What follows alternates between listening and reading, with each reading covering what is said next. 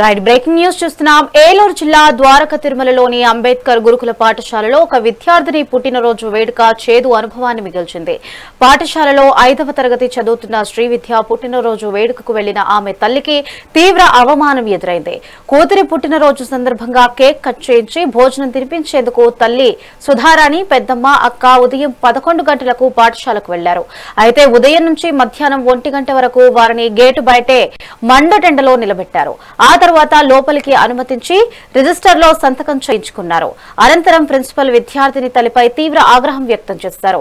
ఒక తల్లి మాత్రమే ఉండాలని, మిగతా వారు బయటకు వెళ్లాలని ఆదేశించడమే కాక కేక్ కటింగ్ కు అనుమతించకుండా టీసీ తీసుకుని వెళ్లిపోవాలని అవమానకరంగా మాట్లాడారు. దీంతో వారు సాయంత్రం 4 గంటల వరకు పాఠశాల బయటే వేచి ఉండి చివరకు చిన్నారి శ్రీవిద్యను కూడా తమతో పాటు ఇంటికి తీసుకువెళ్లాల్సి వచ్చింది. రాత్రి సమయంలో చింతలపూడి వెళ్లేందుకు బస్సు సౌకర్యం లేక బస్టాండ్లో వారు తీవ్ర ఇబ్బందులు పడ్డారు. కూతురితో కాసేపు సంతోషంగా గడపడానికి వెళ్తే ప్రిన్సిపల్ వ్యవహరించిన తీరు తీవ్ర వేదన కలిగించిందని తల్లి కన్నీటి పర్యంతమయ్యారు. అయితే పుట్టినరోజుల వేళ తల్లిదండ్రులను మాత్రమే అనుమతించాలి అన్న నిబంధన మేరకు మిగిలిన వారిని బయటకు వెళ్లాలని కోరామన్నారు.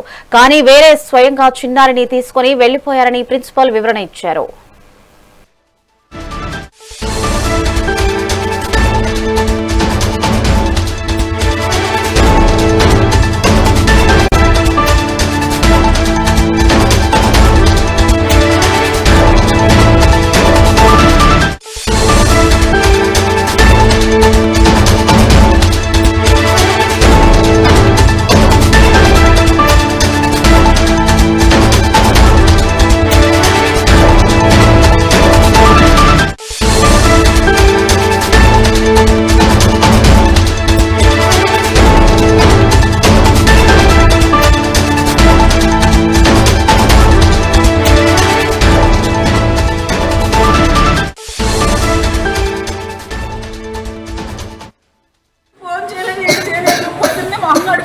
మేము అయితే ఇంకా ఎందుకు వచ్చేసేయండి, మా ఆయన గారు ఫోన్ చేసి ఎందుకు అమ్మాయి ఉంటావు అక్కడ వచ్చేసేయండి, మీకు ఏం దొరకో ఆటోలు అడగండి, ఆటోకి ఎంత అయితే అంత ఇచ్చేసేద్దాం, ఆటో అడిగినట్టు ఇక్కడికి వస్తే ఆటో వాళ్ళు ఎప్పుడూ రానున్నారండి.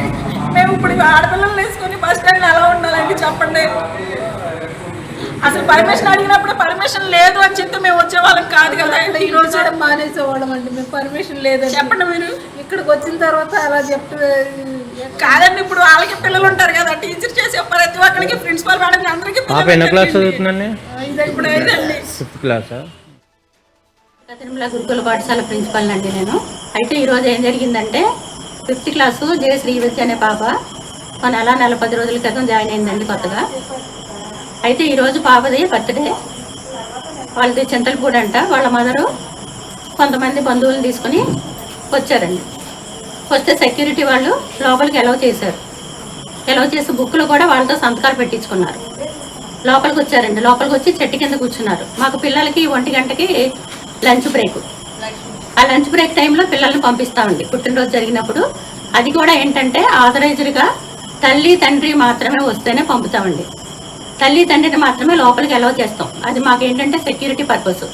650 మంది ఆడపిల్లలు ఈ లోపల చదువుతున్నారు. వాళ్ళకి సెక్యూరిటీ పరంగా చూసుకోవడానికి ఆథరైజ్డ్గా తల్లిదండ్రులు కానీ, లేకపోతే తల్లిదండ్రులు లేకపోతే వాళ్ళ గార్డియన్స్కి కానీ మాకు లోపలికి అలౌ చేయడానికి అనుమతి ఇవ్వడానికి మాకు ఉందండి. అంతే తప్ప మిగతా వాళ్ళందరినీ కూడా అలౌ చేయడానికి లేదు. అయితే ఏంటంటే సెక్యూరిటీ వాళ్ళు అక్కడికి కూడా అలౌ చేశారు. వాళ్ళని చేసిన తర్వాత చెట్టు కింద కూర్చున్నారండి. పాపని కలిశారు. కలిసిన తర్వాత 2 గంటల తర్వాత నేను పిల్లలకి లంచ్ పెట్టించి తర్వాత క్లాసులు కూడా చూసుకొని టీచర్లు అందరూ వచ్చారో లేదా చూసుకొని నేను ఇంటికి వచ్చానండి.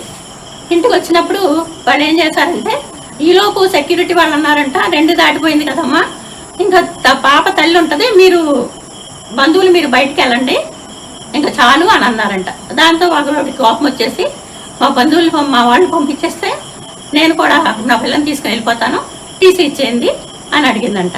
టీసీ అప్పటికప్పుడు ఎలా వస్తుందమ్మా, వస్తారాగు, వాళ్ళు హౌస్ మేడం రావాలి, హౌస్ మేడం బిల్లు వెరిఫికేషన్కి ఏలూరు వెళ్ళారు కాబట్టి మేడం వస్తారు, 5 గంటలకు వస్తారు, అప్పుడు ఇస్తారులే, లేకపోతే రేపు రండి మీరు అని అన్నాను.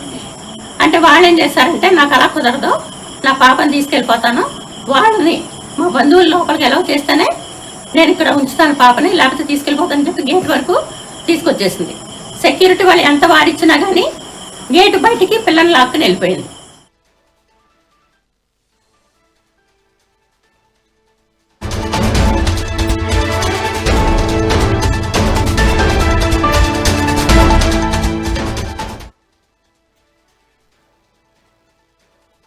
కర్నూలు జిల్లా నేమకల్లు సంఘాలలో ఎమ్మెల్యే రాజు పర్యటించారు.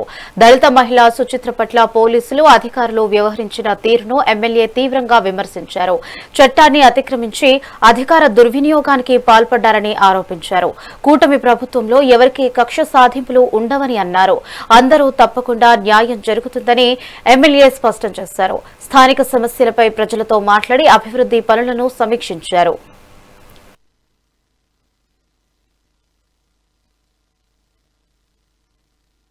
ప్రజాస్వామ్యంలో ఇటువంటి చర్యల్ని ఎవరు ప్రజలు అంగీకరించరు. యాదవ కులానికి సంబంధించిన వాళ్ళని, వాల్మీకి కులానికి సంబంధించిన వాళ్ళని, మాదిగ కులానికి సంబంధించిన వాళ్ళని అందరినీ మీకు ఎవరొస్తే వాళ్ళని అంతం చేసుకుంటూ పోవాలంటే ఇది ప్రజాస్వామ్యం. చంద్రబాబు నాయుడు గారి రాష్ట్ర ముఖ్యమంత్రి అనే విషయాన్ని గుర్తుపెట్టుకోవాలి. జగన్మోహన్ రెడ్డి గారు ఇలాంటి చర్యలు చేసుకుంటూ పోతే ఉపేక్షించేది ఇక్కడ ఉన్నది చంద్రబాబు నాయుడు గారు. ఈరోజు భారతదేశంలో దళితుల మీద దాడులు విషయంలో జగన్మోహన్ రెడ్డి గారు ముఖ్యమంత్రిగా ఉన్నప్పుడు రాష్ట్రంలో 1-2 స్థానంలో ఉండేది. ఈరోజు చివరి స్థానంలో ఉన్నాయంటే దళితుల కోసం ఉన్నటువంటి చట్టాలని సక్రమంగా అమలు చేసే చోట చంద్రబాబు నాయుడు గారు ముందుంటారనే విషయాన్ని తెలియజేస్తూ, ఎస్సీ ఎస్టీ అట్రాసిటీ యాక్టు దళితుల రక్షణ కోసం ఉన్నటువంటి చట్టం. ఈ చట్టాన్ని జగన్మోహన్ రెడ్డి ప్రభుత్వంలో ఉండగా అమరావతి రైతులు, దళిత రైతుల్ని ఎస్సీ ఎస్టీ అట్రాసిటీ కేసులో బేడీలేసి కోర్టుకు హాజరుపరిచినటువంటి నీచ సంస్కృతి కలిగినటువంటి వ్యక్తి జగన్మోహన్ రెడ్డి. పులివెందుల్లో ఒక దళిత మహిళని అతి కిరాతకంగా అత్యాచారం చేసి హత్య చేస్తే బాధిత దళిత మహిళ కుటుంబం దగ్గరికి వెళ్ళినటువంటి నేను దళిత సామాజిక వర్గం, మాదిగ సామాజిక వర్గానికి చెందినటువంటి వ్యక్తిని, ఆ రోజు Telugu Desam party SCCL state president ని, అదేవిధంగా తెలుగు మహిళా అధ్యక్షురాలుగా అనిత గారు, మేమిద్దరం ఒకే సామాజిక వర్గానికి చెందిన వాళ్ళం. మేము పులివెందులకు పోయి డిఎస్పీ గారిని కలిసి ఆ కుటుంబానికి న్యాయం చేయండి అని అడిగి వస్తే తెల్లారేసరికి మా మీద ఒక దళిత మాజీ శాసనసభ్యురాలు, అప్పటికీ అనిత గారు తెలుగు మహిళా అధ్యక్షురాలు, ఎస్సీసీఎల్ స్టేట్ ప్రెసిడెంట్ అని నా పదవిలోనే ఉంది, నేను ఎస్సీ అని, మా మీద ఎస్సీ ఎస్టీ అట్రాసిటీ కేసు పెట్టినటువంటి